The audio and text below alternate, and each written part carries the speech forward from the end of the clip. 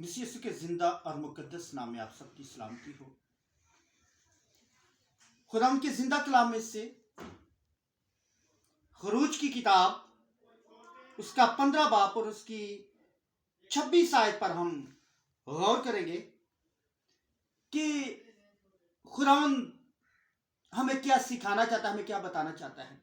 तो खुदावंद के कलाम में यूं मरकूम है कि अगर तू दिल लगाकर खुदावंद अपने खुदा की बात सुने और वही काम करे जो उसकी नजर में भला है और उसके हुक्मों को माने और उसके आयन पर अमल करे, तो मैं उन बीमारियों में से जो मैंने मिस्रियों पर भेजी तुझ पर कोई ना भेजूंगा, क्योंकि मैं खुदावंद तेरा शाफी हूं।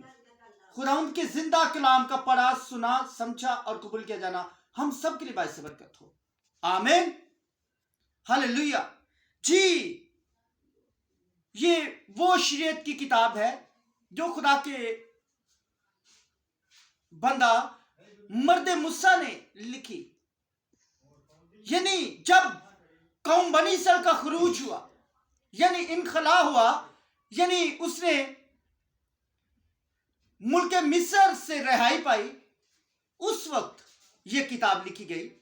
तो खुदावंद का बंदा मूसा खुदावंद के रूहुल कुद्स की हदायत से यूं बयान करता है कि खुदावंद का कलाम ये उस वक्त कौम बनी इसराइल के लिए सादर हुआ, लेकिन आज मेरे और आपके लिए है कि खुदावंद का बंदा यूं फरमाता है कि अगर तू दिल लगाकर खुदावंद अपने खुदा की बात सुने और वही काम करे जो उसकी नजर में भला है और उसके हुक्मों को माने और उसके आयन पर अमल करे, तो मैं उन बीमारियों में से जो मैंने मिस्र पर भेजी तुझ पर कोई ना भेजूंगा।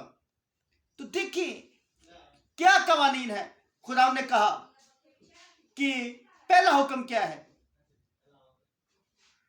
कि तू गैर मबूदों की इबादत ना करना और ना कोई ढाली और तराशी मूरत बनाना, सूरत बनाना जिसकी शक्ल आसमान